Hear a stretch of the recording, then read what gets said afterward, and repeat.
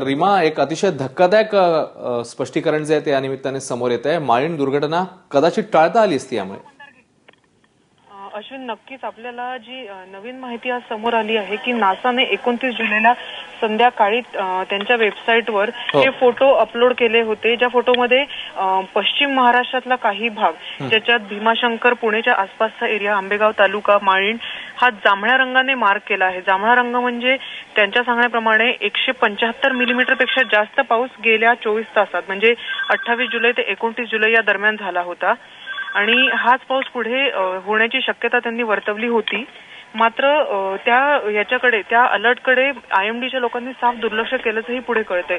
नासाचं जे tropical rainfall measurement mission या नावाचं एक सॉफ्टवेअर, एक स्पेशल प्रोग्राम आहे, तो त्या प्रोग्राममध्ये ही सगळी माहिती नोंदवण्यात आली होती आणि त्यांनी हा अलर्ट त्यांच्या वेबसाईटवर टाकला होता. मात्र त्याच्याकडे दुर्लक्ष केल्याचं कळतंय. निश्चित रीमा, जसं तू सांगतेस या अलर्टकडे दुर्लक्ष करण्यात आलेलं होतं आणि त्यामुळेच पुढे काय घडलं ते आपण पाहतोय.